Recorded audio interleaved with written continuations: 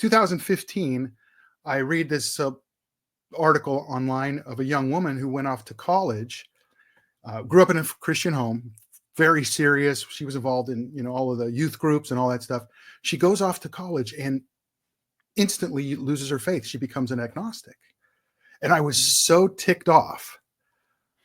I thought to myself, that would never happen to my children. And so I'm going to write a blog post. And then I'm going, well, why don't you just write a book? I mean, I've never written a book. I've always thought I'd like to write a book. So that was that was the beginning of this process. And I wrote my first book called, and it took 4 to 5 years to finally get it printed because I did it all myself. It was a nightmare, but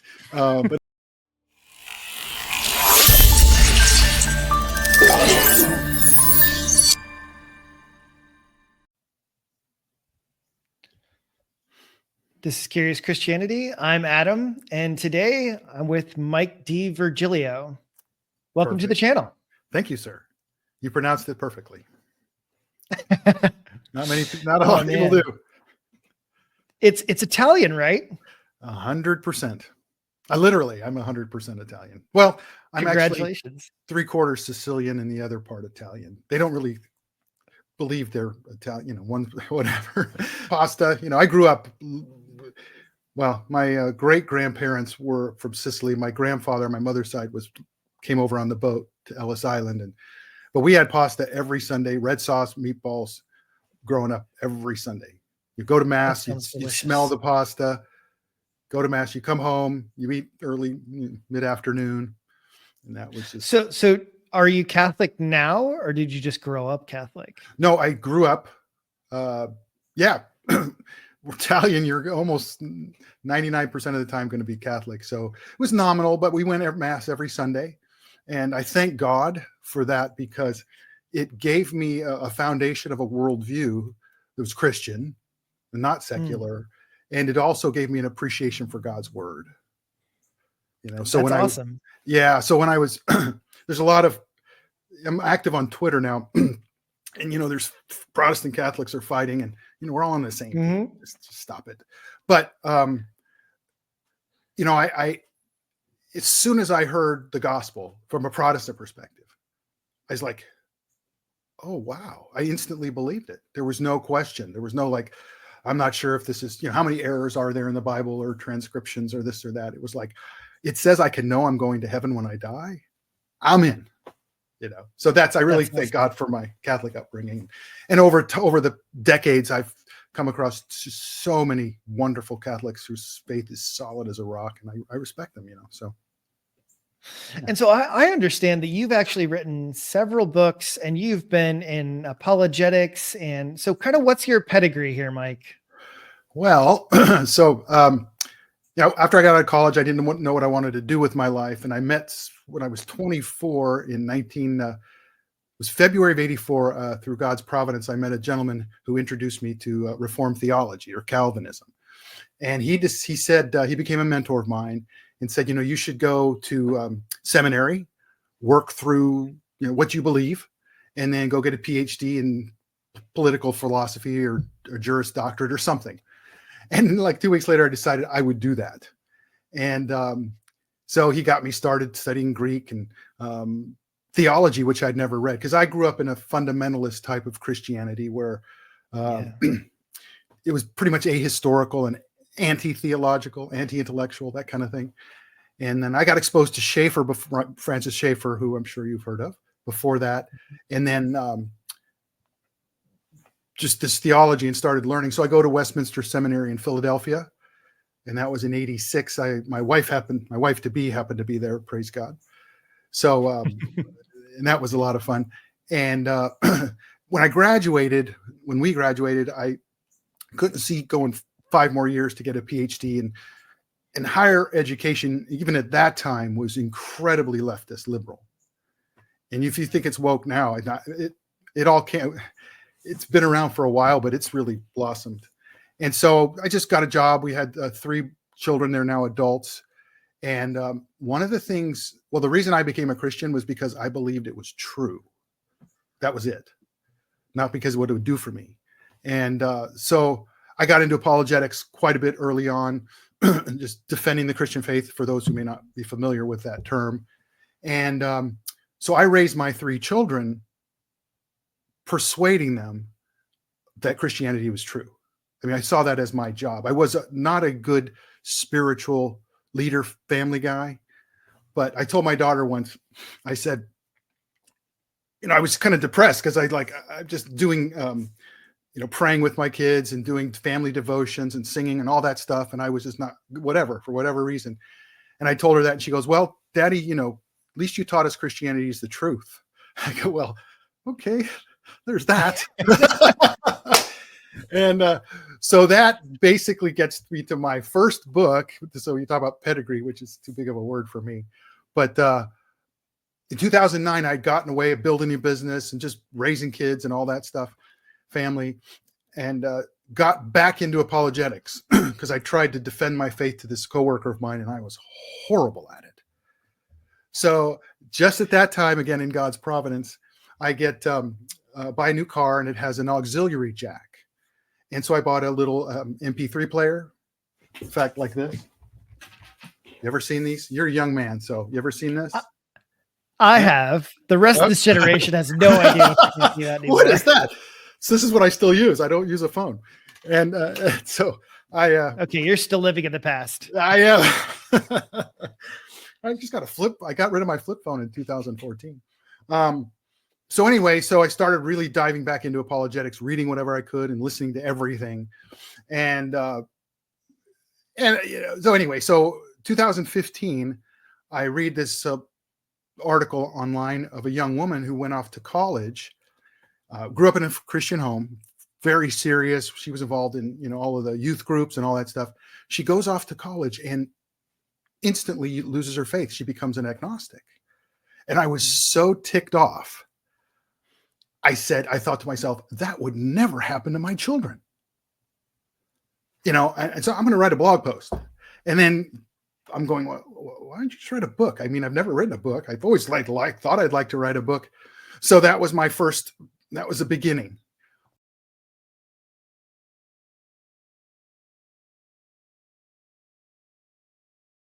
Of this process. And I wrote my first book called, and it took 4 to 5 years to finally get it printed because I did it all myself. It was a nightmare, but it was worth it. It was so worth it. But The Persuasive Christian Parent, God's provision for building an enduring faith in you and your children. Because God has given us everything for life and godliness through our knowledge. I mean, creation and scripture, his revelation in scripture, his revelation in Christ. My favorite quote is, and I have it on the cover, is C.S. Lewis. He says, I believe in Christianity, because he was an atheist, right? So some people don't know Lewis was an atheist. And he became a Christian because he said, I believe in Christianity as I believe the sun has risen, not because I see it, but also because by it, I see everything else. And that's so true. So I wrote the book kind of thinking through all that stuff. And then I guess I caught the bug because I wrote a little, like I was talking to you before we started, a little love letter about my wife and I's courtship at seminary. And then I wrote a book called Uninvented because when I was studying apologetics, I came across this consistently in the literature that certain thing could not have been made up. Whatever it was, whatever story it was in the Bible and so on. I said, okay, I'll write a book on that. And that was fun. And I learned a ton. And I could go into that, but we're not here to really talk about that. But the idea for 300 years was that the Bible could be made up. And that was the default assumption, right? Out of the Enlightenment. And then you have higher criticism in the 19th century that's just trying to rip the Bible apart and discredit it. And but I thought after a while studying and going like, wow, I don't think this could be made up. So that's my argument. It would be impossible, given the Jewish nature of Jesus's world, to make up a Messiah like Jesus would be impossible. And then after that, I was going to write another book called There's No Such Thing as an Unbeliever, because that's a pet peeve of mine, that we live in a secular age, and the default assumption of the secularist, agnostic, atheist, whatever, is that religious people don't need faith, right? religious people need faith, but irreligious, atheists, whatever, don't need faith, which is absurd. Of course, we all are finite, so we need to live by faith or trust. Mm-hmm. So that, and then, but before, that's why I say Christian and not unbeliever or believer anymore. So I had this, I had red pill experiences. I don't know if you've had much in the way of red pill experiences, meaning, just truths that I never thought I would even question. Yeah. Right. Comes from the Matrix movie. So after the COVID, it just really happened. And so it was like early 22. And I said, because I pointed back to Trump, because when he came down the escalator on June 16th, 2015, that was like the moment. I didn't know that. I just ingested this massive red pill. And because I was no fan of Trump. I mean, at all, at the least. He annoyed me. I didn't like him, rubbed me the wrong way. But, stuff started happening and seeing the things. And COVID was the thing that just topped it off. So I'm going to write. And I started getting more and more positive about, and I tell the story in the book, about how I found Steve Bannon's War Room. And he's an optimist, but he's very realistic. And so I thought, I'm going to write a book about this. I had no idea what it was going to be or where it was going to go. And see why I'm optimistic. What is this? Where do I get? Why, as a Christian, am I so optimistic about the future and about the present and where we're going? Because, as you know, probably most Christians are pessimistic, right? Because it's getting so bad, it's so horrible, and hopefully Jesus is coming back tomorrow. And you're familiar with that kind of thinking. Yeah. No, you definitely have like the doom and gloom. And then I think you do have a kind of almost a new resurgence of some Christians who are coming out a little bit more like you and being like, no. Like, yeah, it's getting bad here, but it's not going to end that way. Yeah. And I realized, so at the time, that was right after the election, I believe, was stolen, 20. And, so for quite a while, just listening to Bannon and seeing people take agency, that's his big thing. We have agency, which means, by definition, we can change things, which is a very Christian concept, right? We're co-creators with God. But I fell into pessimism over my life, and my eschatology at the time just didn't lend itself to anything positive, because sin's more powerful than righteousness. The devil more than Christ's, sacrifice for our sin and righteousness. And so becoming more optimistic, that's when I started to write this book, and discovering why. And then in August of 22, I became, one of the most bizarre red pills I took was becoming post-millennial, from my eschatological perspective. Mm. You know what? I think we're also going to have to talk about red pill. Okay. See, yeah, because so here's the funny thing. To me, all right, Mike, I know we don't know each other that well, but to me, your terminology is like 10 years old. I love it. So red pilled today, and I'll be honest, I went and just to double check, but as soon as I heard you say red pill today means that you're a man who believes that women are kind of taking over, and instead you're kind of standing up for men's rights, and you're standing up for the idea that men should be able to, like, if you ask most people, the idea that men should be able to sleep with whoever they want to, but they should marry women that are virtuous and stuff like that. Right. Like that's what it means largely today. It's associated with Andrew Tate. It's associated with just early things. Yeah. This is a red pill movement today. Yeah. That's unfortunate. So in the book, it is unfortunate. Yeah. In the very first chapter, I actually put the scene from the Matrix, the 1990 movie, Keanu Reeves. And there's actually some older people that don't know what it is either, but it's been absconded. But, a paradigm shift, the title of the book is Trump, A Great Awakening and the Refounding of America. So the Great Awakening, that's what I had, an incredible awakening starting with Trump.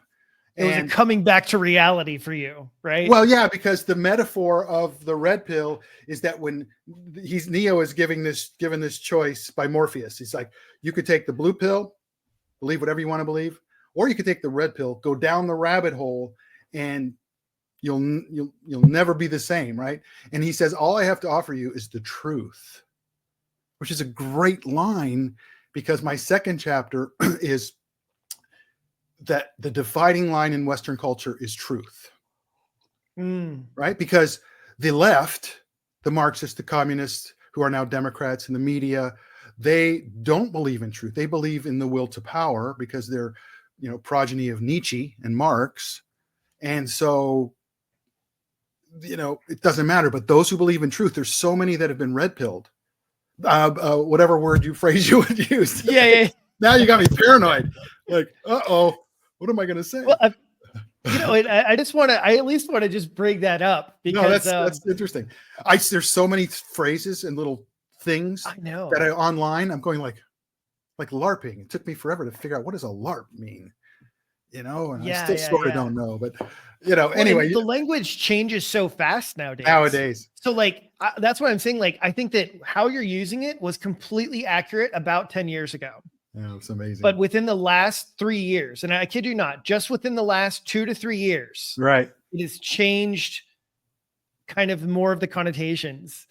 So anyway, I don't want to make you too paranoid. Oh, I'm going to be now. I just want you to be aware of that psychologically. Or another way to explain it, but the idea that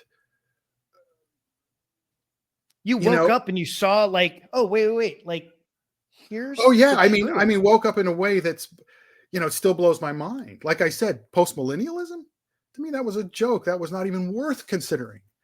And, it's changed my life. I mean, it's so heavy. Or, COVID. So the whole medical industrial establishment, I trusted everything doctors used to say, right? And, or big food, big pharma, it's like, I started questioning everything. And that awakening, I don't want to become a conspiracy guy or whatever, just skeptical and cynical about everything.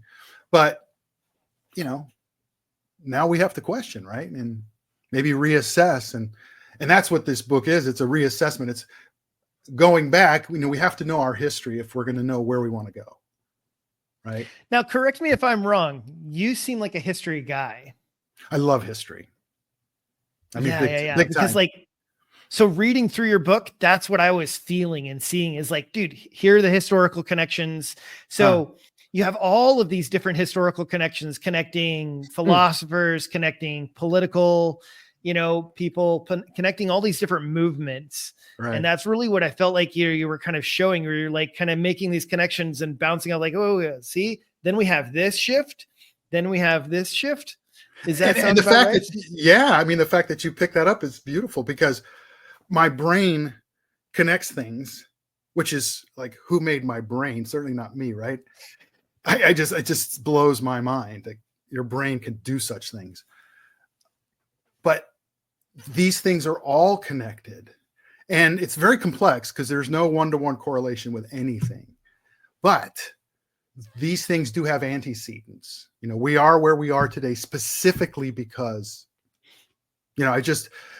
online, a guy named John Harris had me on his podcast telling my red pill experience. He's only, I think, he's in his mid 30s and he used the phrase, so I'll have to talk to him. But he mentioned this book about Lincoln, rediscovering Lincoln. And I've always been kind of, I'm not sure, because a lot of friends I have are relative friends that think he was a tyrant. So I read this book and I was like, oh my gosh, this is another thing I got to rethink, and politics in the 19th century, because that leads to where we are today, with government being what it is, and progressivism and so on and so forth. These are so many rabbit holes we can go down, but I really appreciate you saying that, because that's what I hope people get, that these things come from somewhere. And if we're going to combat those things, we can't be in a vacuum, as if those things don't come from anywhere. So I want to know this, because you mentioned your children and you've mentioned this other stuff. I'm a little bit curious about, almost in a sense, the connection between the two. So you talked about the idea of protecting your children, right? And growing them up in a way that they would not be shaken by the universities. And yes, it is unbelievably brutal. I have seen it myself, friends of mine who have, they were Christians when they left high school. They go to university and 1 to 2 years and they're out. Wow. It's like, that's it. Just like can even be a semester for some of them. Right. Yeah. So for those that you saw getting cracked by university, I hate to ask so pointed because I don't mean to point arrows at some other people, but did they come from a more fundamentalist background? Do you feel? Well, yes and no. I mean, so let me rephrase the question slightly then. Sure. Do you think that it is significant having a more fundamentalist perspective or having a different, more flexible perspective? Because I feel like you changed from that arena. Oh, big time. Well, I was born again into fundamentalist type of Christianity, but I chafed against it, but I didn't know any better. My dad was in the liquor business. And so we were surrounded by alcohol. We're Italian. You drink wine at dinner. I mean, it's just what you do, right? It's just part of your culture, your upbringing. And yet the people I was involved in this ministry with in college was like, drinking's bad. You don't drink. And, so drinking is a blessing is done within, with moderation and self-control, right? But from God. But, so what was your question exactly? I'm wondering, does fundamentalism play a role in people losing their faith when they go to university? Well, so I think that, a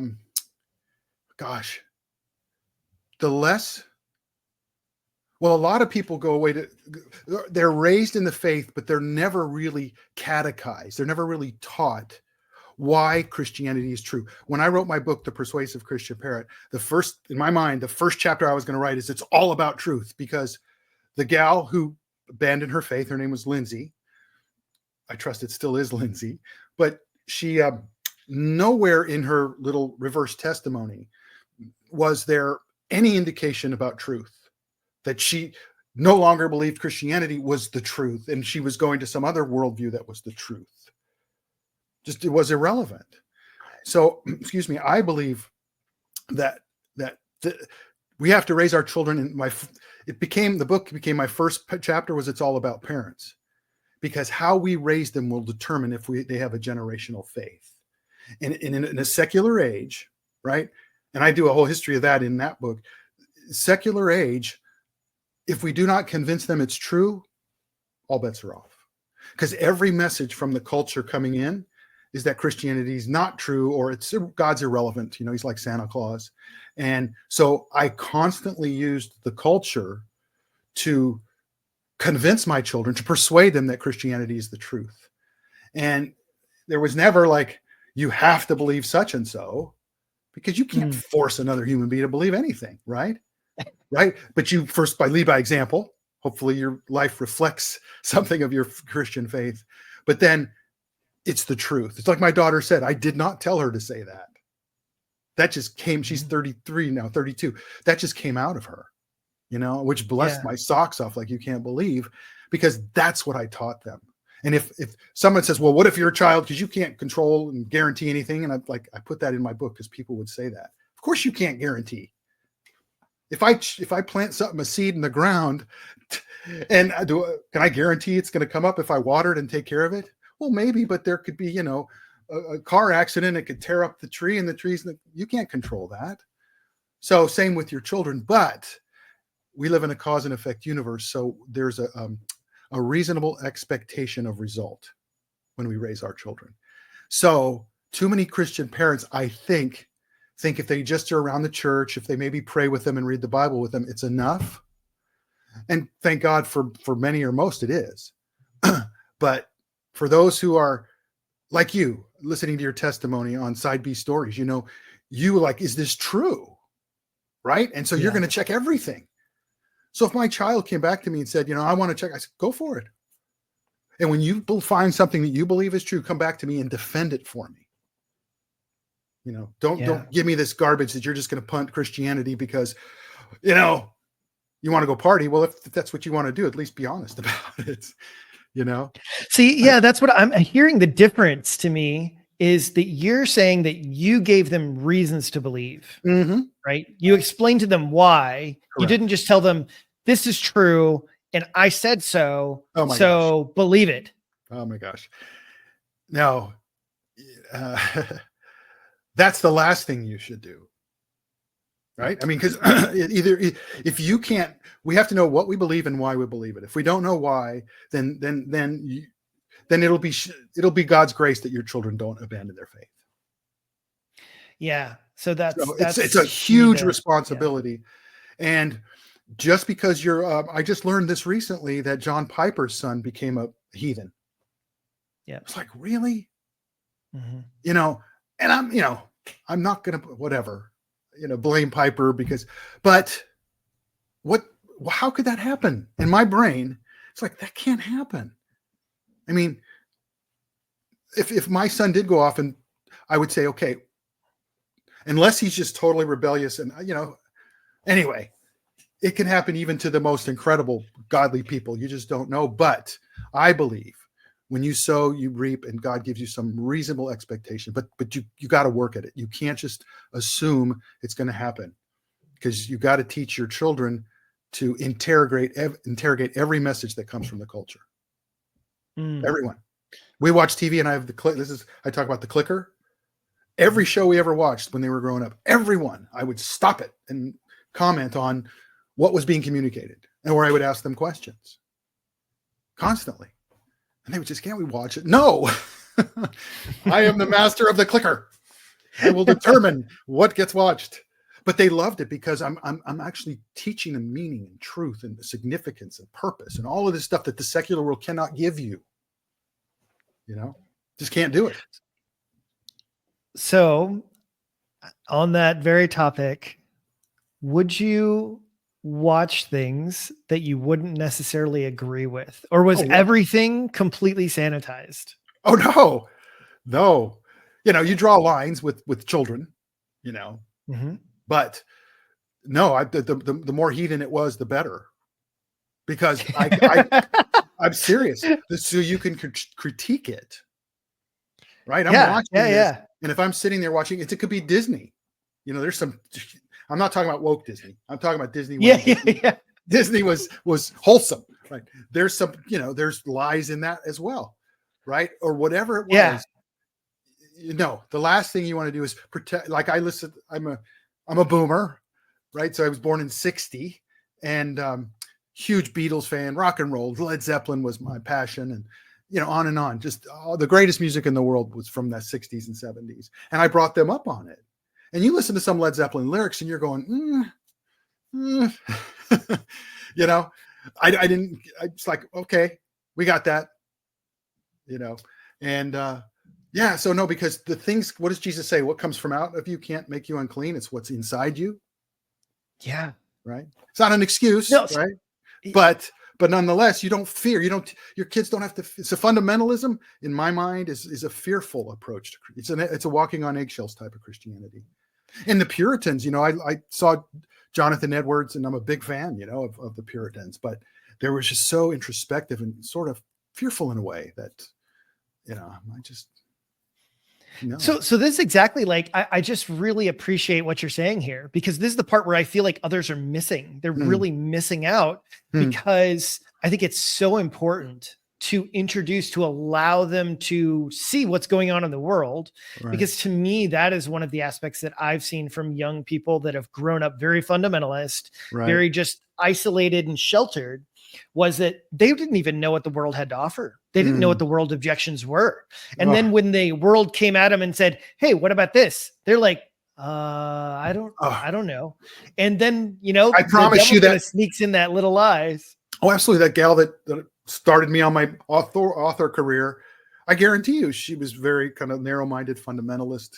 And when I was exposed to Schaeffer, that's when I was probably sophomore, junior. And I started to see the constricting nature of the Christianity I was born again into. It just felt constricting, it's like, ugh. And in fact, when I graduated and I was going to stay involved in this ministry, I went to Arizona State, and I thought I was going to stay involved. Decided I just didn't want to. And all of the people around me were concerned because I'm reading all these other books, and they're like, stick to the Bible, stick to the Bible. And it's like, in fact, the pastor at our church, Malcolm Cronk, he was a wonderful man, jolly pastor. I mean, he was just incredible, but he would always make fun of writing books. The writing of, I think, what does Solomon say? The writing of many books, there is no end, or blah, blah, blah. And he would mock it. It's anti-intellectual. And I'm just like, So, but protecting your children is the worst thing you can do. Yeah, because I feel like what they really need is inoculation. They need a little bit of inoculation. So like, I've actually gave this example once leading a small group about apologetics. And I've actually thought about this subject because I've seen exactly what you're talking about. And so as far as I know, to me, for what it sounds like, you've done a great job, because one of the major things I did was I wanted to show those in our group Christian arguments that fail. Christian arguments that failed. Mm-hmm. And part of the point was, this argument failed. It doesn't work, right? It's like, it's not a good Christian argument for the existence of God or whatever. But so what? Let's move on to the next one. Just because this one argument fails does not mean that Christianity is false. And I feel like what it does is it starts to create a much stronger foundation. Because I mean, like the many that I've seen, it's like, they built their foundation as a glass table. And then one day a professor comes and cracks the glass. Right. And that's what happens. And the whole thing starts to fall apart. And the problem was not that Christianity was false. The problem was there was an area of their understanding in the Bible that was false. They did misunderstand something, Right. So not everything the professors are beating them down with are lies.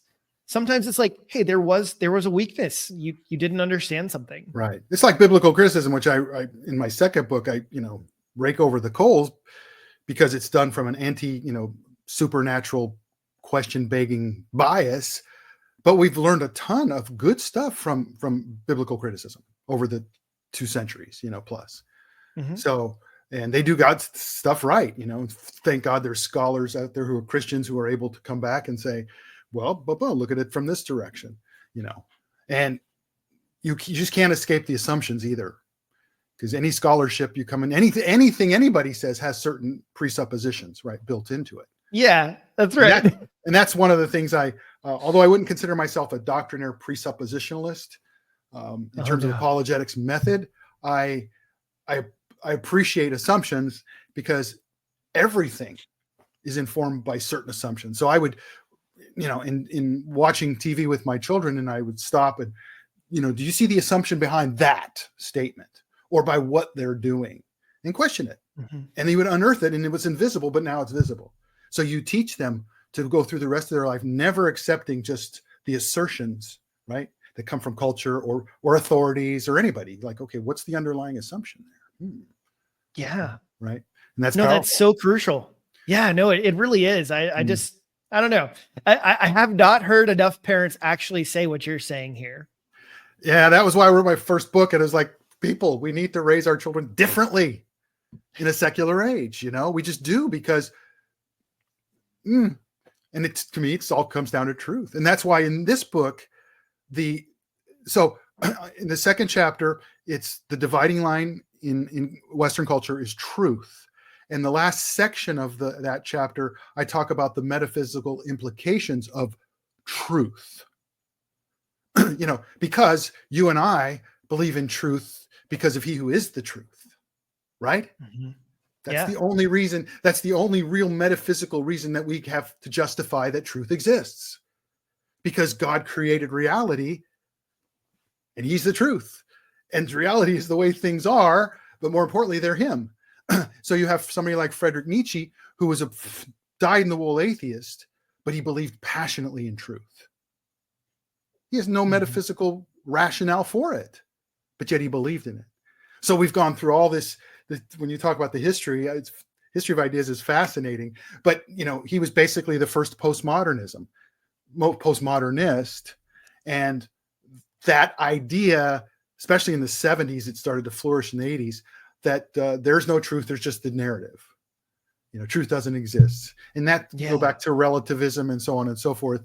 But we've gotten to the other. See, my conviction in this book, and the reason why I believe we're in a great awakening, because we're on the other side of the experiment in secularism. Secularism was a 300-year experiment in the Enlightenment to get rid of God, and it wasn't the new atheist kind of get rid of God. It was the persona non grata type of God. He may be there, he may not. It's kind of irrelevant. It's an Epicurean type of God. He's just not relevant to this life. And so we're on this other side where secularism has been completely discredited. So it has nothing to offer. And okay, I can go so many. So my youngest son's Dominic. He's 22, married. Got married last November, and he's a musician, and he always was wanting some instrument or something. And I would say, Dominic, man, when you get that guitar, you are going to be so fulfilled, and your life is going to have meaning, and it's going to be awesome. And he says, shut up. And then it would come in the mail, right? It would come, and I go, oh, how does it feel to have purpose? Finally. He just say, shut up. But that message gets through that those things there is no meaning ultimately in those, because the only meaning is from God, right? And then one day it was so precious. My office is here, and his bedroom was over there. And he comes and he goes, yeah, there's this famous British artist who got to play at Wembley Stadium. And he says, I want you to see something. He shows me the video, and he's an interview about this guy. And the interviewer is saying, man, what's it like playing at Wembley? I mean, this is like the nirvana for musicians. And the musician guy goes, it was great. Well, whatever. It's like Dominic says, that's just what you're saying, right? It just can't do it, right? It can't live up to this. And the reason we know that secularism is lost as a worldview is that 50,000 plus people a year in America kill themselves. I mean, and how many more try? Double, more, triple, who knows? How many people are on anti-anxiety medication? How many people are on antidepressant medication? How many divorces? How many on and on and on, right? It's misery. That's what life without God gives you. Go for it. Right? Yeah. That's why there's a great awakening. And my kids were taught this all their lives. So here's the great thing. When you look at the existentialist philosophers, Nietzsche, Camus, Sartre, all these ones. Yeah. So here's the thing that I think is so funny, right? Here they go. God is dead. No more God. And what do they spend the rest of their time? The rest of their time they spend talking about trying to find purpose and meaning. Exactly. That's a great point. I'm stealing that. That's really good. That's their struggle. Because they're just like, okay, God doesn't exist. Now, how do I find meaning? Because the thing that I find so captivating about each one of them is they all have this burning desire for meaning. And they're looking for it. And they're looking for it. And that's what they're spending their lives trying to find the meaning. Where is it? There is no God. Where's my meaning? Tim Keller was a really big influence on me, apologetics wise, because he often talked about that kind of stuff, his reason for God. And then he did another one. I forget the name now, but you can't get meaning. I have a phrase I use, if all we are is lucky dirt, you could go anywhere you want with that. How do you get meaning out of being lucky dirt? Because that's all we are. We're a cosmic coincidence, who just kind of evolved and came out of nothing and slime, and boom, here we are. And isn't that appealing? Yeah, I'm just, and in fact, R.C. Sproul had this great talk about the poles of meaninglessness. So on one side, you come out of the nothing somehow, right? And here we exist. And then when you die, you go off into the whatever, nothingness. So you live between the poles of meaninglessness. So your existentialist philosophers are like, okay, we're stuck in between the poles. Now what? We're screwed. You know? Yeah. And that's why they write books like Nausea. Oh, man, I want what that guy has. You know, versus the fruit of the spirit. Love, joy, peace, patience, goodness, kindness, faithfulness, gentleness, self-control. Yeah. You know, no, it's such a huge difference. It's such a huge difference. And you know? that is such a great apologetics for your children. And you know, one of that's my passion. And this book is apologetics, even though it's Trump, a great awakening in the refounding of America. So I've had several Christian people I've tried to pitch this to say, well, we don't do politics. It's like, what do you mean? You have to. You're a Christian, right? Doesn't your Christianity apply to all of life? Like everything, including apologetics? I mean, including politics? Yeah. But, you know, and that gives meaning to your life, because your life has to do like with your job, right? You're building God's kingdom by being faithful at your job and by being creative in your job and serving others and bringing blessing to them. And, you know, I could go on forever about how it just gives your life everything. And so history and understanding your history, one of the things I discovered in this book is that I always used to think of redemptive history as between Genesis and Revelation, but that's not true, because that's cutting it off. From Pentecost to today, we're still living in the history of redemption, right? God saving his people from their sin. Christ's kingdom advancing, his reign sitting at the right hand of God, extending into every area of life through his church, right? That's all happening. And in fact, I used a phrase there that God has put breadcrumbs throughout history to indicate he exists, that he's there, that he gives meaning to history, providential, right? So Trump didn't die because of God, you know, unless you believe in chance. Right. So there's some reason here. Same with George Washington died. He should have died numerous times in battle, you know, but he became the founding father because God wanted him to, you know. And I go into that in the book a lot about how we define a Christian view of history versus a secular view of history. You know. So let me give you the classic pushback I hear about this. Okay. What about church separation of church and state? Shouldn't you keep your Christianity out of politics? Why should you, as a Christian, enforce your beliefs on everyone else? Why not? No, that's not the answer. because I said so. That's actually a very, very important pushback, because it's just given I've been active on Twitter now since the beginning of the year, you see that a lot. Well, get your religion out of politics. I was like, dude, everything is faith. There's somebody's faith that is going to be the religion of a country, right? So the religion of America now is secularism, right? Secularism, there is no such thing as, I've learned this since, especially in post-millennialism, and it's big among the folks in that kind of world, but there's the myth of neutrality. Have you heard of Joe Boot, by the way?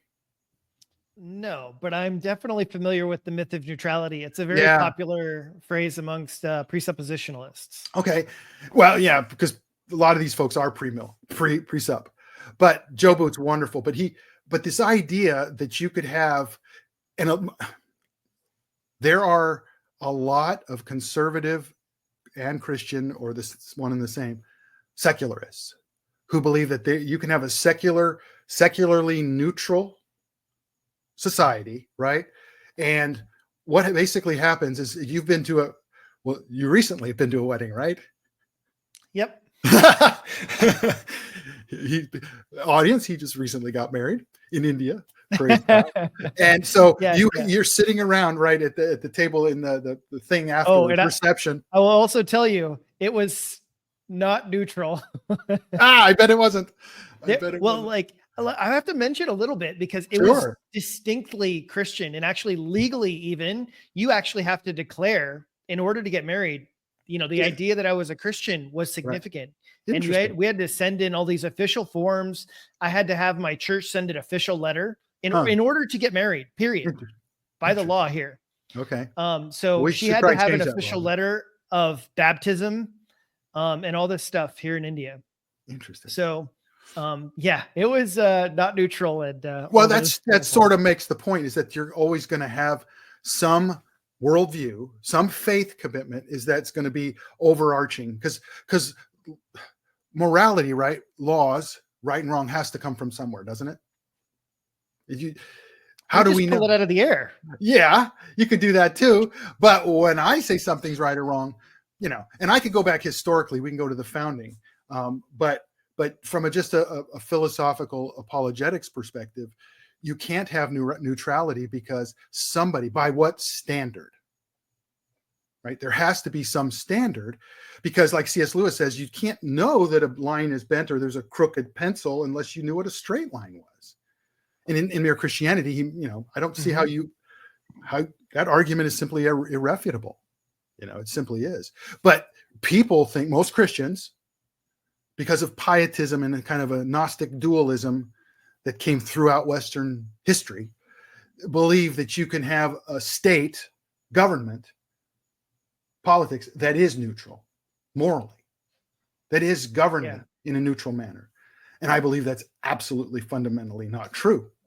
And then do you believe that the U.S. was or is, however you want to put it, a Christian nation? Yes, of course it was. In fact, the whole there was a 18, and I learned this from Doug Wilson, 1890, 95, I think it was, the Supreme Court in a case, he says providentially titled, I forget it, I have to read this case, I'm going to do that, Holy Trinity versus somebody else, was a church who was taken to court or something like that. And the judge did, the Chief Justice or whatever, when he wrote the opinion, he did a big, long history of America and arguing that America is a Christian nation. That's in the actual, what do you call it when they make a judgment or the court summary? When they lay it out. Yeah. America's a Christian nation. And that statement was uncontroversial till sometime after World War II. Right? Because it was a Christian nation. We were founded on Christian. Mark David Hall, I talk about him in the book. He argues, it's just very clear that when Thomas Jefferson, for instance, said, nature's God, we're all endowed with unalienable rights, and among these are life, liberty, and the pursuit of happiness. They come from our creator, nature's God. Yeah. Okay, so you'll have even Christian scholars argue that was pretty much secular references. And I talk about this in the book. It was 98% Protestant. When Jefferson, I don't care what Jefferson believed, and even he knew this, when he said nature, or they talked about natural law, it was from the Bible. It was biblical. And if you quote, if you take the founding generation and you look at all of their writing, there's just no escaping that it was their mentality was Christian, right? Was completely Christian. In fact, I just told my daughter this today, that Deuteronomy 28 is the chapter on blessings and curses, for keeping the covenant and not in disobedience. Yeah. And so presidents for the first, I don't know how many years of the Republic, put their hand on a Bible open to Deuteronomy 28, because they knew. In fact, Washington says it in his, I don't know if it was his, I think it was his farewell address. If we don't keep God's covenant, we're not faithful to what God has entrusted us to, we're going to be a byword in the nations. So it's very clear that it was, but it became secular through progressivism, and it was a process that was inevitable from the Enlightenment. And we're now on the other side of it, and we need to re-Christianize America, which is like, and so you know what? You kidding me?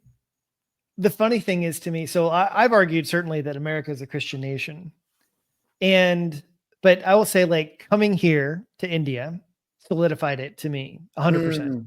Oh, that's because it's just tell me about it. Yeah. When you come here, right? So we'll look forward to seeing you here, Mike, when you want to visit. Absolutely. But when you come here and it's like, well, no, America is not a Christian nation. It's not a Christian nation. And here will be my first question to you. Do you eat beef in America? And like, well, yeah, of course. It's like, they don't in India. Like, period.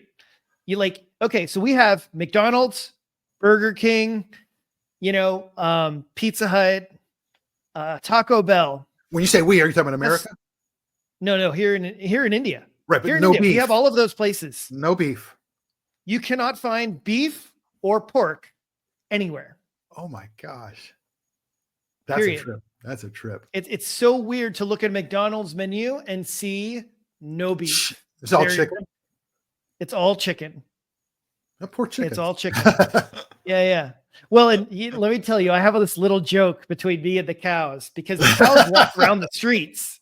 They walk around the streets freely, okay? And when I walk by them, I just think it's like, let me tell you, if revival ever breaks out in India, you're in trouble, buddy. I can't imagine doing without steak and burgers. Oh, yeah, none of it. And so like you can't even get it shipped in. Would they arrest you if you brought in beef? There are ways. It's very rare. So okay. I actually, I'll tell you, your body does feel different because I didn't have it for maybe a month and a half, 2 months. And then they got some special in one time and I had it and I was like, oh my gosh, wow, this is so amazing. But bummer. But yeah, in general, like there are all these little presuppositions that we have and talking about the myth of neutrality. It's like, oh, well, we just live life like this. It's like, yeah. Why? Exactly. Right? That's exactly why. Why do you do that? And I'll give you one more example that I think is absolutely profound. And it's like, okay, well, America's a Christian nation. No, it's not. No, it's not. It's like, let me ask you a question. Do you love your children? Do you love your children? Well, yeah, of course we do. They don't in every other part of the world.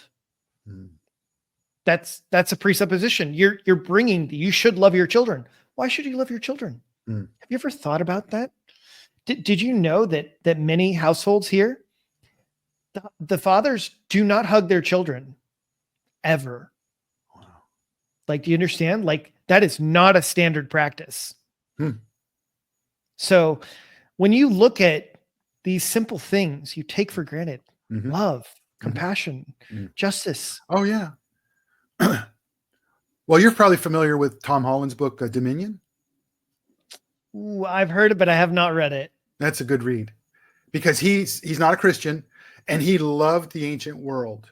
And, he just, the Romans, the Greeks, and over time, as he grew older, he realized, I have nothing in common with these people.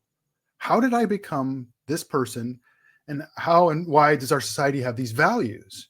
And, he credits it to Christianity and you'd think he was a Christian because the writing, it's incredible. But so in the book, I talk about Alfred the Great. Have you ever heard of Alfred the Great? Or maybe you have since. Yeah, he was the European king, right? The Alfred 9th century Great. King of England. Yeah. Right? Yeah. And my daughter, and it disgraces me now, but she and her husband got into this Netflix series called The Last Kingdom. And they go, man, that's right. That's where I remember him from because I watched it. Okay. And I'm ashamed because I don't even know if I've heard of Alfred the Great. And I watched it. It was so good. And I'm going, I got to learn about this dude. And I didn't realize that we were a thread away from the pagan heathens defeating Alfred and destroying Christian Western civilization for good. I mean, that's one of those breadcrumbs I was talking about. God determined that Alfred should win, and it's just an amazing story. And even goes back to St. Patrick, which I didn't really, before I wrote the book, I didn't really know much about his story either. But basically, he and the Irish saved Western civilization. Specifically, that's how I know that you're not Orthodox, Greek Orthodox, or any of those. How come? Because they're huge fans of like a lot of these great, like Patrick and a lot of these ancient things. They have all those. Right. Yeah. I mean, and we should, right? We should, especially those who proclaim to be teachers and leaders and so on. And we just don't get enough of that. But that whole stream of Christianity came through Alfred, and it came through the Magna Carta, which was in 1215, through the Glorious Revolution in 1688, and that all limited the power of the king, and which was the first that's ever happened in the history of the world. Because Jesus, remember what he said? He said, "Give to Caesar the things that are Caesar's, and to God the things that are God's." That's why, Christian brother and sister, politics is religion. It is Christian. Jesus said so, right? God has certain things that don't belong to Caesar. That was unheard of. And it wasn't accepted until basically America. But through England, you finally get to the point where we're going to limit the sovereign, and he cannot impinge upon his subjects arbitrarily. And that's where you get the rule of law, and that's where you get America. And that's huge. And I use the metaphor throughout the book. I don't know how many times I use the word, but the Tower of Babel, because centralization is evil, right? This force in the world of centralizing power. This is something that Christians should always reject. And the founders got that, but it came from 1,000 years of Western history, and I would have to think about that. That's, yeah. Just talking about the centralization of power always being evil. I'm not sure I've ever connected it in that way. Well. So let me qualify that then, because we have to have some centralized power, right? Okay. So you have to have government, right? But government that is limited. It's so go back to Genesis 11, right? So what did they do? They built a tower to heaven, right? And they said, there's nothing that's going to be impossible for us, right? So that's the kind of centralization of power. Today, I would equate it to globalism, or the administrative state where Washington is everything, and they dictate everything that the states and the people can do. That kind of that tendency for people to centralize is what's evil. But we still need government, but it has to be limited. So what does Paul say about in Romans 13? The purpose of government is to punish crime, basically, right? It's to keep the peace. It's for justice, right and wrong. And that's really the primary principle. And when you look at the Constitution, it was very limited in scope. And so go ahead. Here's my question for you. How do you square this with your post-mill view? And what I mean is, right, can we centralize around one central belief system? No, because that's never been the requirement, ever. Never. In fact, I'm reading through Numbers right now, and of course, Leviticus and Numbers. And what's fascinating to me is that the alien, foreigner, however you want to interpret that Hebrew word or translate that Hebrew word, that was in the community of Israel, he or she, whoever had to celebrate the Passover, and they had to do other things related to the cultic worship of the state of Israel, right? But never once are they forced to believe it is true. They're never forced to confess that Yahweh is the one true God. It just doesn't say that anywhere.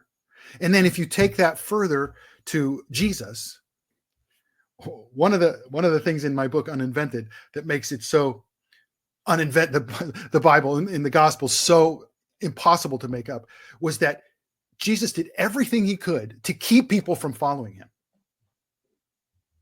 Never did he say, you have to believe X, Y, and Z. Ever. He said, in fact, if you want to come after me, you got to take up your cross. Okay, so who makes up a religious guy who's going to take the most horrific means of torture and death ever known to man and make that the symbol of his movement? Like, who does that? Right? Or when he's got the 12 and he says, okay, here's what's going to happen. They're going to put you before the magistrate in the synagogues. They're going to take you. Everyone's going to hate you. They're going to stone you. They're going to kill you. Come on, let's go. Who wants to join me? So you understand that Jesus never it was just never forced upon everybody. And that's one of the fundamental. I just finished a blog post about, I haven't posted it yet, but Larry Arnn, who's the president of Hillsdale College. I don't know if you've heard of Hillsdale, but it's one of the great colleges. Okay. It's my favorite. It's incredible. And my daughter was blessed enough to go there, which blew my mind. But Larry Arnn is one of my favorite people. I mean, he's just got this wisdom about him, and he knows Aristotle inside and out. His historical knowledge is whatever the word is I'm looking for. Just incredible. Immense. Yeah, immense. I was encyclopedic. That was the word I was looking for. And so I love him. But on his podcast, he was interviewing this Anglican bishop, and he said, a Christian nation is an oxymoron. And I go, oh, Larry, don't say that. And then he goes to describe why. And he, as I say in my blog post, as smart as Larry Arnn is, as much as he knows his Aristotle, he begged the question like a pro. And begging the question simply means to assume the conclusion, assume what you're trying to prove. He didn't try to prove anything. It's just that if you're a Christian nation, you're going to force people to be Christians. Who says that? Who believes that? Yeah. No postmillennialist. I know. In fact, I just finished this book by R.J. Rushdoony called, I'm going to forget it. But anyway, is that it right there? Oh, yeah, Politics of Guilt and Pity. And I would just define Rushdoony. And if you don't know who R.J. Rushdoony, and he was the theonomist, post-mill guy in the 70s and 80s. And everybody would think he's Mr. Tyranny. And I would, after having read that and some other stuff by him, he's really a Christian libertarian. The state is very limited in what it can do and not do. Okay. That's very important. And the church is a separate entity. And those two spheres, have you heard of Abraham Kuyper? The name is familiar, but he was in last century and early this century. He was the prime minister of the Netherlands, and he started the Free Amsterdam Free Amsterdam University. And he strong Reformed Christian, but he believed in this thing called sphere sovereignty. And so what happens is you have the government has a certain sphere of authority. The family has another sphere. The church has another sphere, but the church can't do what the government does. Like it can't punish crime, right? And the church and the government can't tell the church how to worship. You know, it can't do church discipline. It can't do anything the church does, administer the sacraments or tell them what to preach or so on and so forth. So that idea of sphere sovereignty is what keeps, nobody wants to be a tyrant and force other people to believe anything. Right. But some moral standard and values have to be above the nation. So some people think secularism has always been the thing in America, but there were anti-blasphemy laws, anti-sodomy laws, and anti-Sabbath laws till the 1960s for many states. Where exactly did those come from? What worldview? What faith? Right? Christianity, right? I mean, it's just shocking, the way it was. It is shocking, right? And that has to happen again. Now, it won't look the same as it did in the past because I don't know, who knows? But we need to have Christians. I pray every morning. I pray that God would raise up Christian men who would go out and apply their faith to everything. At the local. I argue in the book that it has to start locally. Putting Trump in office, who is not everybody's idea of the ideal Christian anyway, right? But that's not going to solve the issue. This certain congressman or senator is not going to solve the issue. But we need Christians who go in there and really think about how to apply their faith to legislation. And as a Christian, and here's the reason, you can't quote the Bible because they'll say that's religious. Well, you have a religion and it's your religious assumptions that are determining what you believe. So these are mine. And I'm going to argue for them. And then I'm going to win in an election. And you're secular, you're going to lose. And there's going to be more of us than you. And so a good example of this is how many people are radical, woke, Marxist leftists. I would say a pretty small minority. I don't know what you think. People who really believe at that the moment. Yeah, but I mean, how many how many people truly believe that a man can become a woman and a woman a man, a boy a girl, a girl a man? You know what? Half of 1%, a fraction of whatever. I don't know. It's a small amount, but they are in the positions of cultural power, right? So at the Olympics, this poor Italian girl could get beat up by a guy who claims he's a woman. You know, Yeah. that's because people in power. That's not because 98% of the world's population thinks that's true, right? So it's the same with Christianity. We need Christians in positions of power, but instead of pushing woke, leftist, Marxist drivel that destroys people's lives, we're going to actually righteousness, peace, and joy in the Holy Spirit. Right? It's going to be good stuff. It's going to allow for flourishing, and it's only by the obedience to God's law that true flourishing can happen. Where you so you're saying we can vote our Christian beliefs, is that right? I am saying that. I'm saying you really should. Now, okay, there's a lot of people who are frustrated, like the Republican, and it's weird being involved in Twitter now, seeing all this stuff happen in real time, because during the Republican National Convention, they changed the pro-life platform. And I mean, Christians were up in arms. It's like Trump's turning the Republican Party liberal and blah, blah, blah. He's not, but it's a transactional thing. And he understands that because they're going to beat us over the head with abortion. And we live in America where, unfortunately, the majority of people think it's okay, right? That's why there needs to be an awakening, and we need to have more Christians who pass laws at the state level, which he's done for us. Anyway,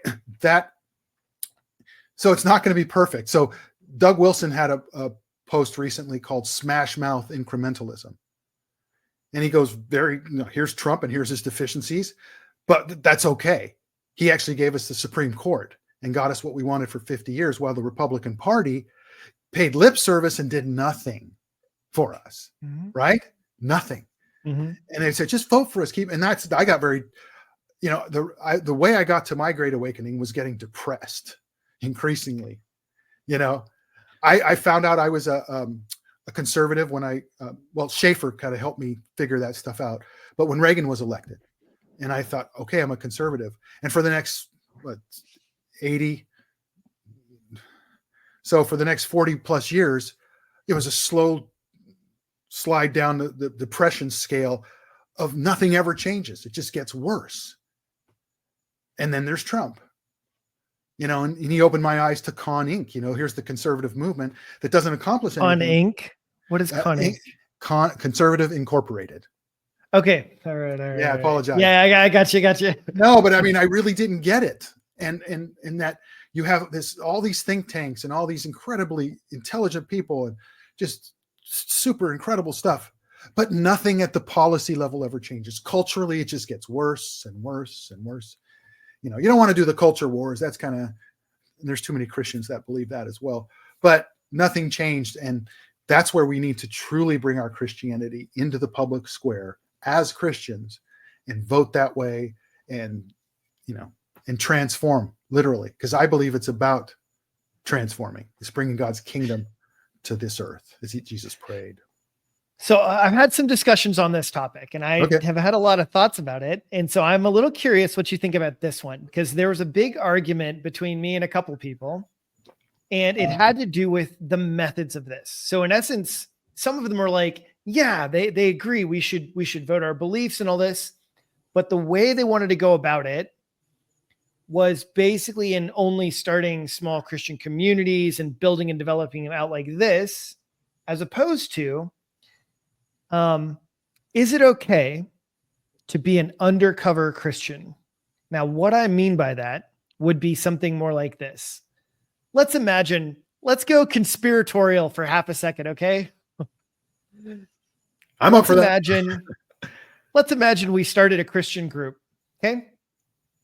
We started a Christian group, you, me, and 6 other guys, okay? And we got together like the communists did several years ago, and we decided this is what we're going to do, okay? You're going to focus on media and entertainment. I'm going to focus on music. You're going to focus on education. And what we're going to try and do is infiltrate each one of these avenues and Christianize it from the inside out without ever proclaiming that we're Christians. Well, I love the Is that idea, but acceptable? it's impossible. I mean, how would you do that if Let- you can't? You know what I'm saying? I mean, I like the idea because I believe we should be purposeful going into organizations to do that. But if you go in and you proclaim your Christianity and wear it on your sleeve, they won't talk to you. No, but that's why I'm saying you would do it. Then part of the rules would be, so let's say we would set up a manifesto and say like, okay, these are our goals. Right. We want to accomplish this. And these are the things everyone has to sign on to this. We're all Christians. Nobody will mention Christ. Nobody will attend church, any visible church. Nobody will, you'll have a whole bunch of charter goals, but this is how we're planning to influence these media. Now, my question here is not like, is it possible or any of those things, Right. but is it even Christian or moral? Because the other Christians were basically saying like, this is completely unchristian. It is never acceptable to do. To not Food for thought. overtly Christian. Overtly. They are like, you must be overtly Christian. If you're not, this is not an acceptable way to do things. Yeah. It would be impossible for a true Christian. There's just no way. And that's because out of the overflow of the heart, the mouth speaks. I mean, somebody's going to ask you like, why are you so nice? And why are you so complimentary? And why do you always have a good attitude? And why, and then you're going to have to make.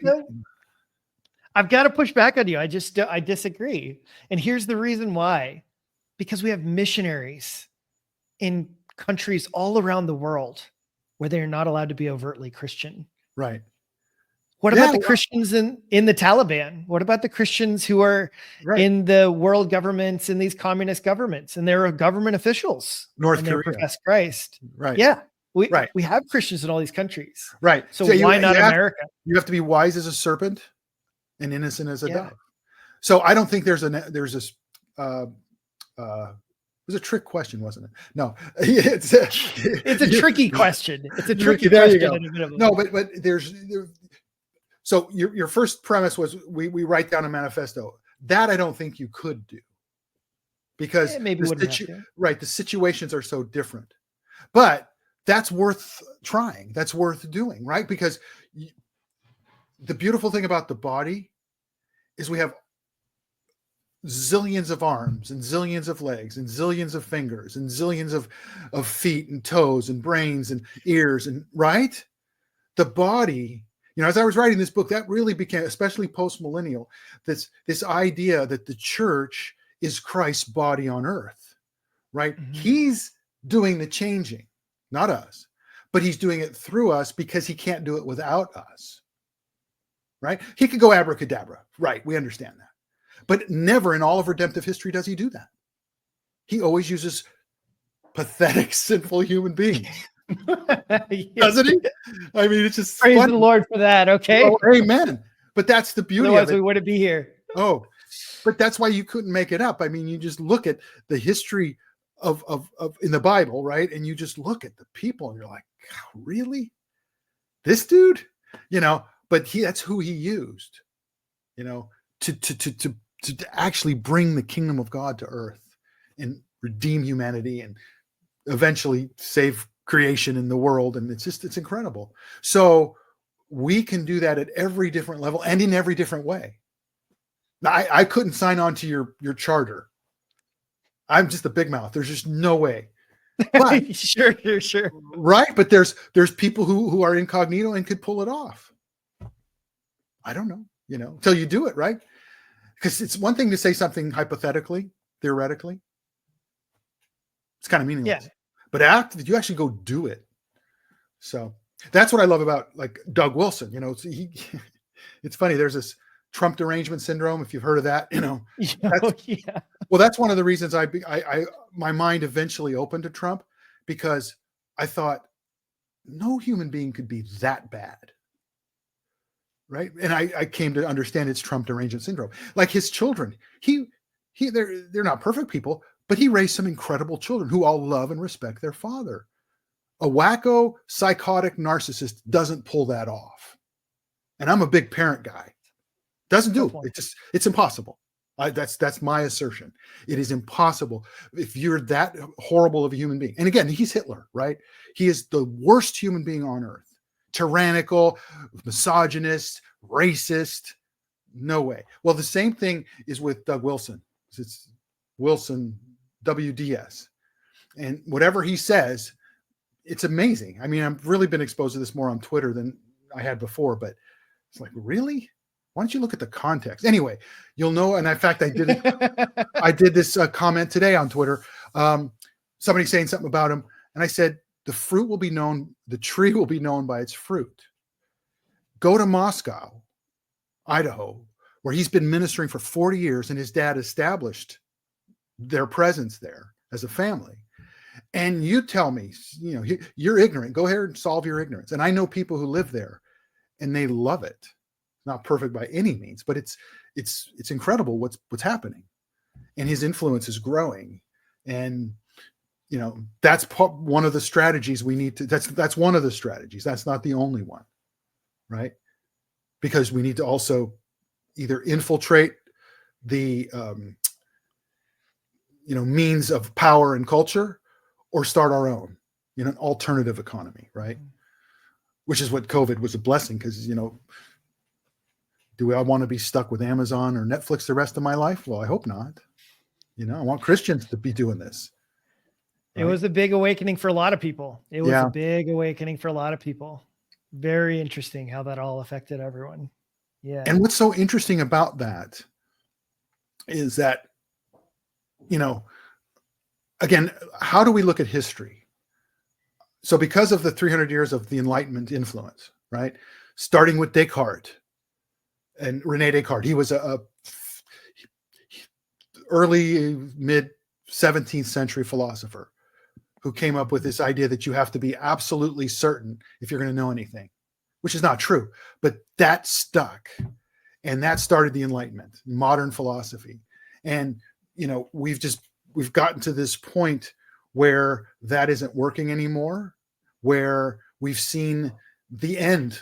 Because it went to Romanticism, right? And then it went to, various other philosophies. Eventually Nietzsche. You got Marx and Darwin and Nietzsche and Freud in the 19th, 20th century. And all of this is an experiment. People are trying to figure out life without God. And they're, grasping and trying, and it seems to be working, maybe, sort of, maybe not. And it just isn't. And it's getting worse and worse and worse. And we are on the other side. And COVID was, to me, the kind of God blowing the trumpet. Wake up, people. The experts, Babel, the tower, they're at the top. They're trying to think it's not going to work. You need to do it for yourself, and that God is sovereignly providential over all of that. And that's why we have such an incredible opportunity in our day. And this is happening all over the world. The populist nationalists versus the globalists, Western world. I can't speak to India or, Asia or whatever, but it's in the Western world, this stuff is happening. And I believe it's going to happen spiritually. Here's the one thing I will tell you in my experience, and I'm not maybe the biggest traveler compared to everyone else in the world, but I've been to a few countries anyway. And just when I talk to people from other countries as well, I'm amazed that politics is the same in every part of the world. Mm-hmm. Like, you see the themes are unbelievably the same. Mm-hmm. And not only that, though, guess what they're talking about in India? Trump. United States. That doesn't surprise me at all. Huh? I mean, and guess what? You will hear the exact same talking points here in India as you would in the US. Like, and same thing I've heard in Colombia. Like, Colombia is basically just a CNN believer. Like, so many of them, they are super left leaning. Really, the whole country, basically. Yeah, because they do. They believe CNN and they follow CNN. So, but yeah, you'll hear the exact same talking points all around the world, and they're all debating and they're all talking about. But I mean, I kid you not. Like, yeah, the day of Trump getting shot, right? That's what they're talking about in India. It was on the Indian news, the Hindustan news. Trump gets shot, blah, blah, blah, blah, blah. That's what they're talking about. Right. It was on the BBC. They saw the interview from the BBC before I saw it from the American news stations. So Wow. it's very, very much the same wherever you go. That's the opportunity, So cool you said that, because I know this. I know the internet, right? I call the internet the Gutenberg press of the 21st century. I stole that from somebody online. And what's so beautiful about that is that the Catholic Church thought they could take Luther and they could squash this thing before it ever got out. And they would keep their authority as the Catholic Church over Europe and such. And I just learned this recently. Within 3 weeks, because of the Gutenberg press, people in England were reading the 95 Thesis in English because it was written in Latin. They were just debating points. That's all they were. He puts it up on the church door in Wittenberg. This is what they do, right? And the other scholar monks come and we start talking and have a conversation. He didn't intend to change the world, but the Gutenberg press did, because they couldn't suppress it. So with COVID, we learned that the deep state, the media, big tech, they could not suppress truth. They just couldn't do it. So it's just not going to happen. And the beauty is that then truth gets out, and now it's all over the world. This kind of stuff, people are seeing Trump turn there. It was literally him turning saved his life. And he says it was because of the grace of Almighty God that he's still alive. And that's true, right? So these messages that God's doing something in the world, he is doing something. He's doing something big and huge. And that's why I pray for the 4 hours every morning for renewal. I pray for, now I'm going to forget, revival. And for every morning, revival, renewal, restoration, and reformation. And the idea that this has got to be a work of the Holy Spirit. We're not going to do this in our own power. I have this first Zechariah 4:6 sitting up there that I put on my board when I started my latest job 7 years ago. But it's not by might nor by power, but by my spirit, says the Lord Almighty. And that is going to change the world. In fact, I just finished this book called The Puritan Hope. And so about Puritans in the 16th, 17th, and 18th century. And they were huge on bringing God's kingdom to the world. And they often quoted Habakkuk 2:14. It says, for the glory of the knowledge of the glory of the Lord will fill the earth as the waters cover the sea. They quoted that all the time. And that was the impetus for the missionary movement. They had incredible confidence that God was going to do something great, no matter what the circumstances were. They lived by faith, not by sight. What do? We live by sight. Oh, it's horrible. Doom. Woke this, woke that. And doomers are tiring. Chicken Littles everywhere. You're just like, stop it. God promised that the glory, the knowledge of the glory of the Lord would fill the earth as the waters cover the sea. Now, I used to believe that was only for this after the second coming, but I don't anymore. I believe that's for here and now, and God's doing it. And the fact that you're in India right now, which blows my mind, and we have no delay. There's just no delay. It's just insane. The internet, but that's how all of this can get all over the world, and people are coming to Christ. I mean, I get Voice of the Martyrs. I give to them every month, and reading their magazine and just seeing what God is doing everywhere, even in the hardest circumstances. I'm curious. Did you hear about the president of El Salvador? Oh yeah, Bukele. Yeah, it's a beautiful story. Yeah.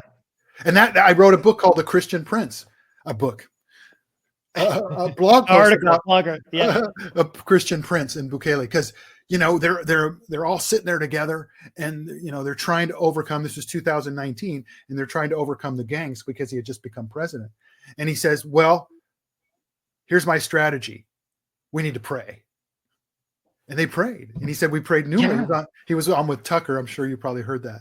I watched the whole thing. It was amazing. Yeah, it was an unbelievable interview. Yeah, and there was an article that Joel Sedekase, who's got his own Think Institute. I'm going to be on that podcast next week, and he sent me this article that was just, I learned exactly how he did it, and he was Romans 13. He was the Christian prince who was going to crush law breaking in his society. And now it's the safest country almost in the world, in the Western hemisphere for sure. Which is remarkable. And that's the job of the government.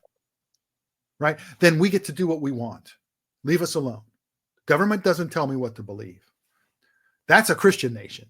But it's the laws of the nation that come through its representatives that then will determine, whether homosexuality should be legal or not, whether two men should be able to marry or two women or not. That's got to come through our representatives. That's not going to be imposed. That's what I love about America, because it comes from the people. We're a self-governing nation, right? See, and that's the part that I find inspiring and encouraging. Like when some people in America are all doom and gloom, it's like, hey, guess what? Some parts of the world, they are going well. There are good things happening, and it's important not to be too centric on just like our own narrow, what's going on in my backyard. Absolutely. Because God is doing so much more than just what's going on in your own backyard. I've just heard the awakening of Muslims becoming Christian in Iran. Yeah. Huge, and what Victor, the lefties hate Hungary, but Viktor Orban in Hungary, it's a Christian nation. And we're not going to allow any foreigners, aliens into our country unless we invite them in.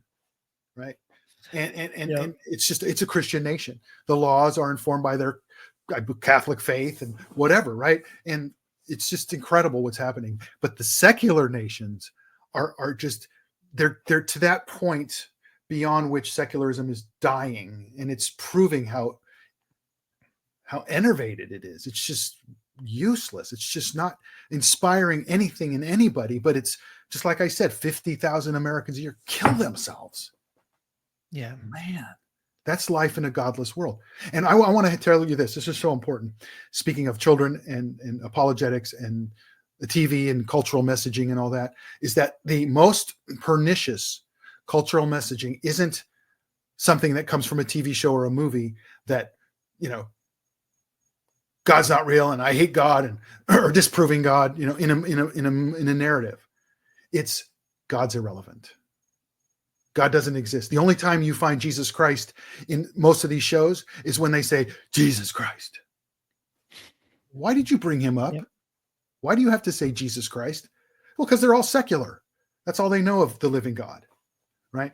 And so people are programmed, their plausibility framework or plausibility structure, what seems real to them is that life without God is the normal, natural state of things. Mm-hmm. And I mean, I pounded that into my children. Do you notice what's missing from this? God. Here's a show about death, right? And the existential nature of death and people dealing with families and love. And it's just sad and you cry and you get over and it's like, did you notice any, I would tell my kids this, I go, do you notice anything missing here? Yeah. There's no God. And they would tell me that. There's no God. How can you go through this and never even ask the question? What happens after death? But the writers in the room that's why we need more Christian writers in the room. Right? We need more Christian writers to say, hey, did you ever think of? And there's quite a few good things out there that I've seen that you could tell people are in that room saying, hey, wait a second. Maybe you shouldn't have that person say Jesus Christ like that. Why? So anyway, I'm so hopeful, and I'm glad you are, because I think we need more of this. Do you think that we're responsible in helping shape the direction of our children's lives?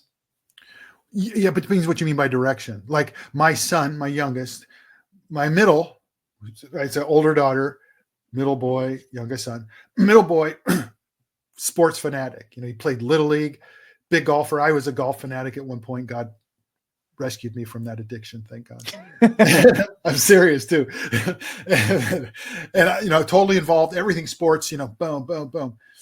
My youngest son, he was in Little League a little bit, but it just wasn't, you could tell it wasn't his vibe. It just wasn't his thing. And it's like, he started taking piano at I don't know if it was 8 or 10, 8. And he's an accomplished musician now. Never played sports after that. I don't care. So after that, I'm sure you forced them both into chess and mathematics for the rest of their life.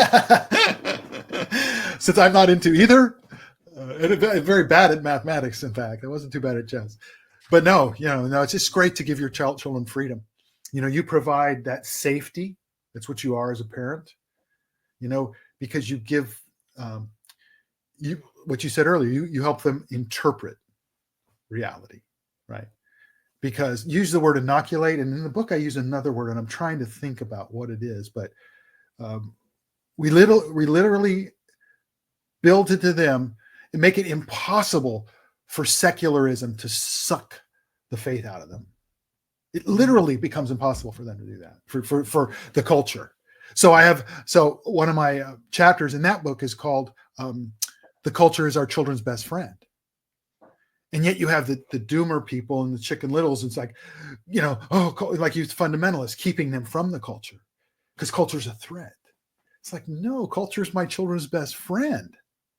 Literally. Because everything the culture communicates is a lie. And I can prove it. Right. And that's what I do. And I still do it. So my son's 22, 28, and 32, and I'm still raising them to, as an apologetic parent, still we have a running joke in the family. You see it. My son and I used to hit golf balls or play golf, and we'd look at this beautiful sunset or a full moon, and I would say, praise chants. Right. You don't even have to explain what you mean. They've sort of heard that right along the way, gotten lectures. Yeah. But praise chant, and it's so absurd to think that the moon is an accident or the sunset. And it's over time, it's impossible for them to believe otherwise. No Darwinian professor at a university is going to talk them out of their faith because natural selection. It's just not going to happen. They know they're not lucky dirt, right? And I did it recently where I was driving and it was a full moon and it was gorgeous. And I took a picture and I texted the kids. It's like praise chants, or I responded, this is incredible. My daughter responded, praise chants. That was it, because it's just in them, right? Yeah, they're going to do that with their children. So you know what this reminds me of? Something else very related to meaning. And it's that I actually am very critical of the notion, when parents would tell their children, you can do anything you want. Everything is there, right? Mm. And I actually, I was talking with another woman about that notion because, she had kids or whatever. And I was like, no, you should never say that. She's like, what? Why not? Because she's totally bought into that idea, right? Mm-hmm. And I'm like, because in essence, when you're actually saying is that your life has no meaning and it doesn't matter. Because if you can do anything, the reason you can do anything is because nothing matters. It doesn't matter what you do. Who cares if you do this or you do that, right? But instead to say you are created for a purpose. Amen. So you shouldn't do everything. You shouldn't do, this or that, but there is something that you were created for. And so you should figure out what that is. I think it was Mark Twain who said, the two most important things in your life are to be created. And then to find out the day why you were created. Twain. I think it's something like that. That's an unusual thing to come out of his mouth or right from his pen. He's such a skeptic. I think so. Yeah. But it's a great anyway, because it's true. But, if you say you could do anything, it's just like the first thing I would tell if my son came to me and said that, I go, well, that's not true. Yeah. You can't. I mean, you're only 5'8", 5'9". I mean, you're not going to be able to slam dunk a basketball, right? Yeah. But what you're saying is find your purpose. And I, hopefully, provide the environment in which your children could pursue these things, right? And you too. You too, right? I mean, yeah. Like I read a great book by Joseph Epstein, who's a great writer, called Ambition. And I forget what the subtitle. I think there's a subtitle, but he does a great little study. It's not a long book on ambition and how it's a good thing. But, to a lot of Christians, especially, ambition's a bad thing. Just defined. Yeah. Right? De facto, it's bad.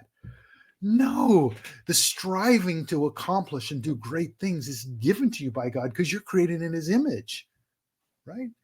You aspire as a woman to be a mother, right? To raise children, that's one of the great privileges of existence, to raise the next generation, So yeah, and what's interesting is, like, I was into golf, like I told you, and I really, it's the fact that God would, like, enjoy me enjoying hitting a good golf shot, that he would enjoy me enjoying that. It's just because he's my father, right? So Matthew 7:11, even Always though you open. even though you Sorry. I don't know what you just said, but even though you are evil and know how to give good gifts to your children, how much more will your Father in heaven give good gifts to those who ask him? Even though Is that really Matthew 7:11? It is. Now so you got me questioning. No. No, you questioned me. So I gotta. No, I'm sure it is. If you, though you are evil, know how to give good gifts to your children, how much more will your Father in heaven give good gifts to those who ask him? And you are correct. There you go. And that's awesome. Yeah, it's beautiful. How much more, and too often as Christians, and I struggle with this for a long time, that God really doesn't want me to be happy or whatever, right? He's not for me, right? But he loves to delight us, just whether it's like food or a drink or watching something or being delighted about music. My son said to me once, and this is a great apologetic. We're driving to church, and I was at this point really into apologetics. And so I'm listening to my little MP3 player on the way to church, and we're walking into the church, and he goes, this is just me and him that day. And he goes, Dad, I think I like music more than apologetics. And I go, dude, music is apologetics, right? It is, because there's no music without God.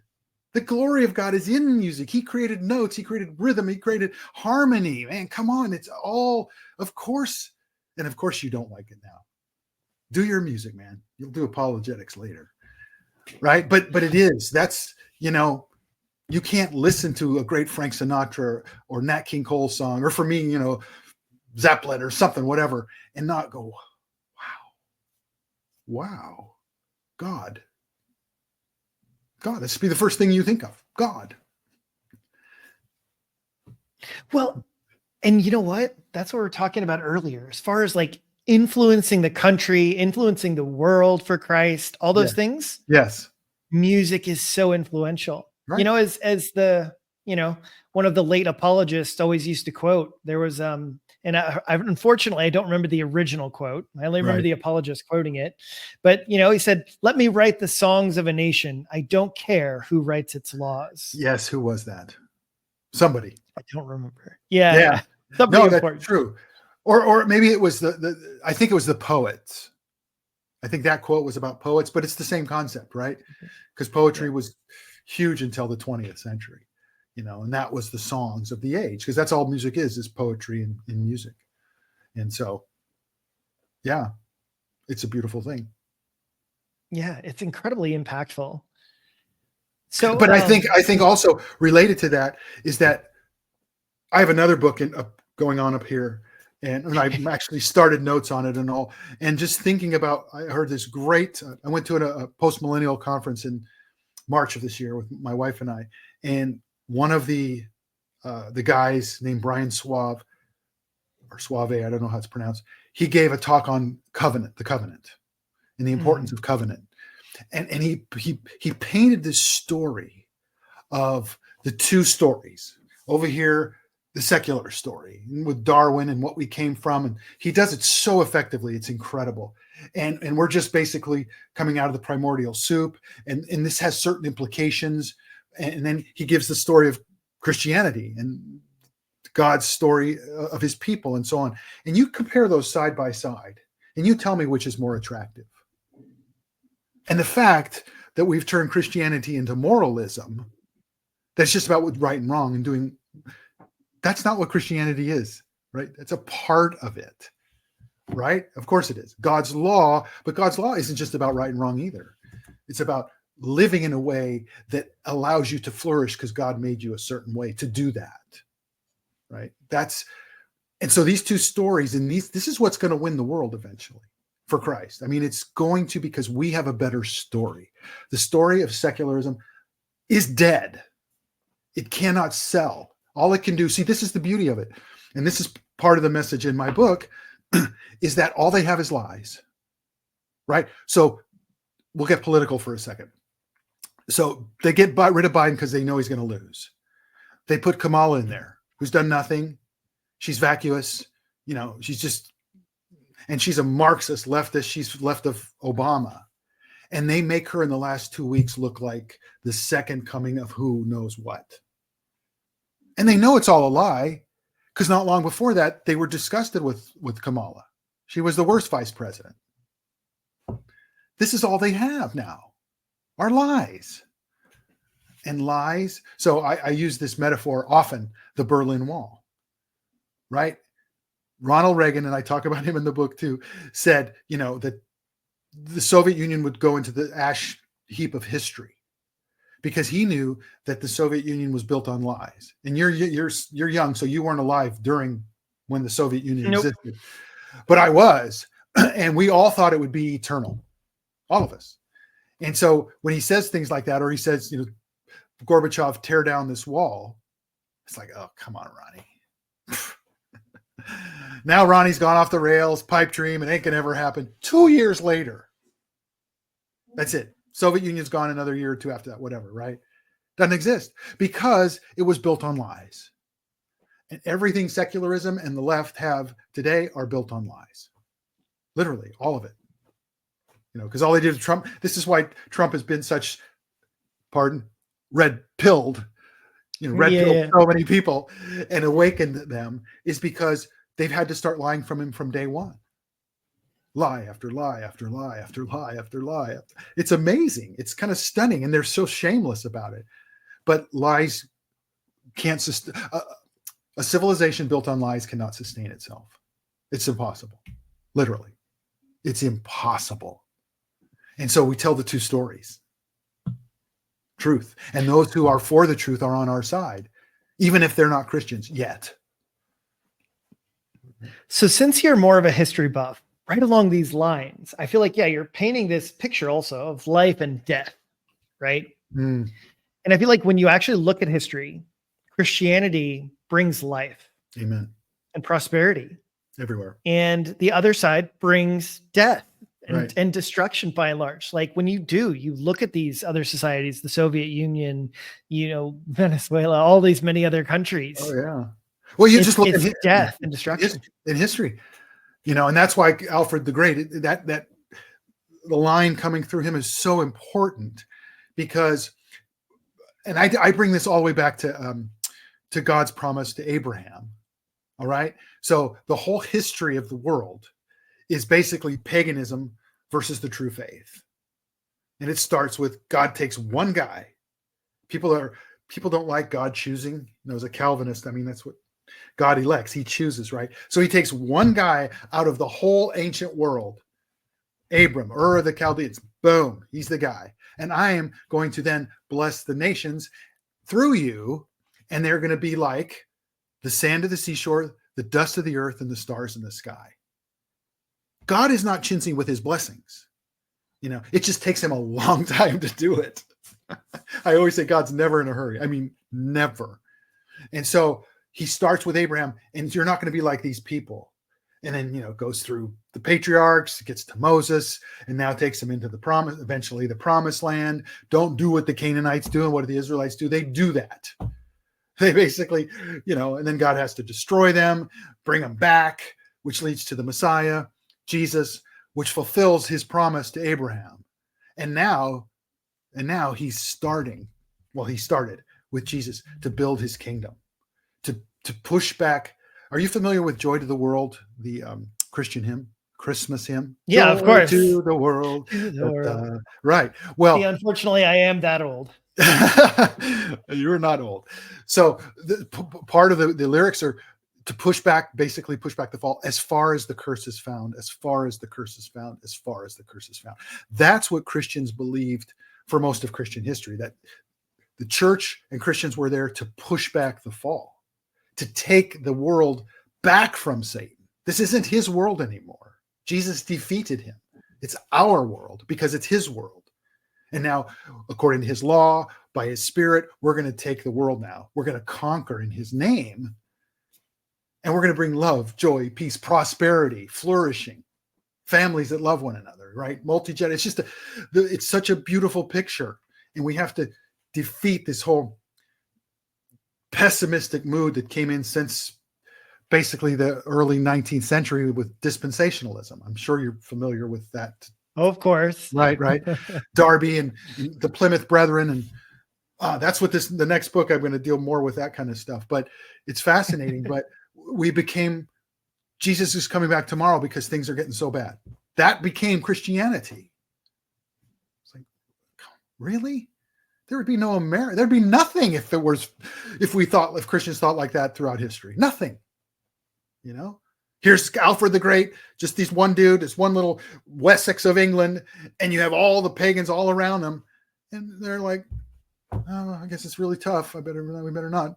If we were supposed to win, it would be easy. And that, you've seen the series, but it's so great, that last battle. I think it's season 1, and we're doing this for Christendom. If we don't win, there's no Christianity. There's no Christianity, no Christendom, none. And that was right. Literally, the pagans would have won, and we would live in a world today. Well, you and I wouldn't exist, but there would be a world today that nobody would want to live in. That's how ugly it would be. And that's why. Yeah, very different world. Oh man. Well, and that's one of the things that I think is so incredible. It's interesting. I know that this is one of the arguments they talk about for advanced mathematics is that at some math problems. What mathematics? Advanced mathematics. Oh, advanced. Okay. Right. So once you get up to some of the higher levels, the math problems are incredibly complex. Oh yeah. And sometimes there are basically more than one way to sort of get there. But they often decide that the correct one to go with is the one that is more aesthetically beautiful. And Why? so I just think that, well, yeah, like why would you do that? Right. But because you know what? The order of the universe, including mathematics and how everything fits just the right way. Exactly. You just start to go, that's gotta be right. It's so poetic. Yeah. It's so elegant. It must be the truth. Yeah. And you only get there with God. I mean, that's what Lewis got, it's only God, Jesus, that makes sense of all of that. Only, goodness, beauty, and truth, which is classical education, right? Something the pagans did give us that was good, and well, and you know what? I think that beauty is intrinsically connected to meaning. Yes. And, that was one of the big things exactly. I guess it's one of the things I just think is so interesting, again, about the existentialists. So like for me, I love the existentialists, not that I've read them all, but I love them because that was my struggle in life. You should write about that. No, seriously. I'll think about that.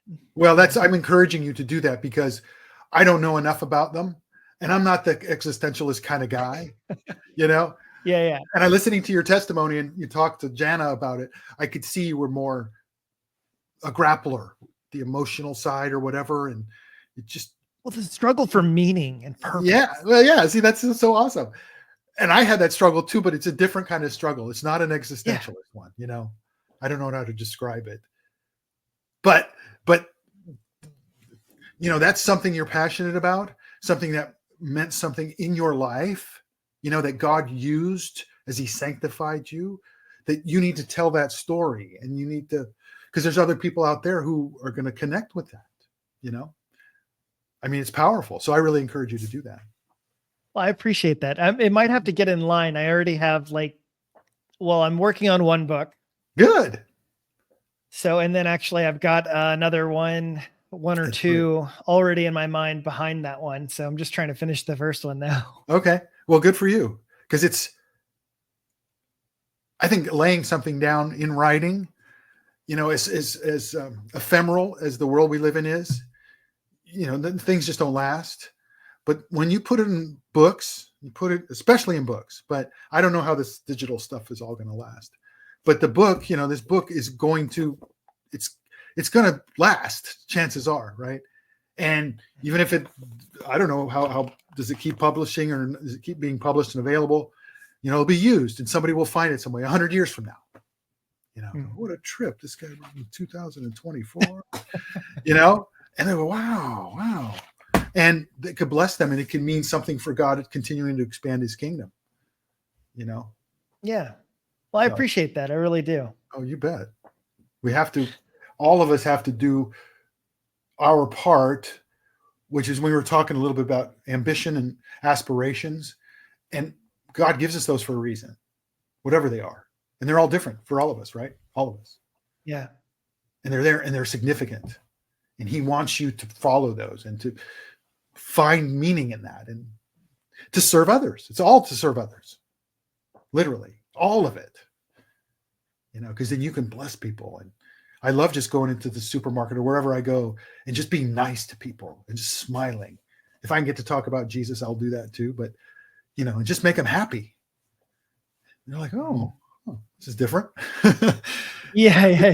To me, that's bringing the kingdom, And you imagine a world full of people like that instead of people like, chip on their shoulders, frustrated, We can all get that way. It does. But the point makes a difference is that we bring blessing in whatever we do, every word I type or whatever I do, it's to bless others and serve God and build his kingdom and extend Christ's reign and build a church and,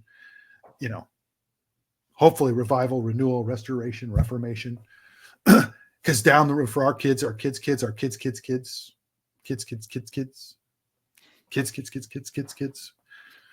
literally. I mean, we just, I was writing a post today about this idea of building cathedrals we'll never worship in. And I looked up just online, blah, blah, blah, the Cathedral of Cologne. It was started, I forget what it was, 14th century, 12th century, whatever. They didn't worship in it until like 1830. I mean, wow. Yeah. And not all of them took that long, but it was a couple 100 years here, 80 years here. Can you imagine doing a building project at church? Yes. Give us your money and we're going to finish this church in 200 years. It better be a heck of a church. So. Well, hey, look, with that, let's wrap up here. And you have several books and a website, which I'll have all of your links here in the bottom. Thank you. I just wanted to, this one is the latest one, going back to find the way forward. And it's fun. It's really good. That you're writing books is really good because it really forces you to grapple and, you just learn so much along the way.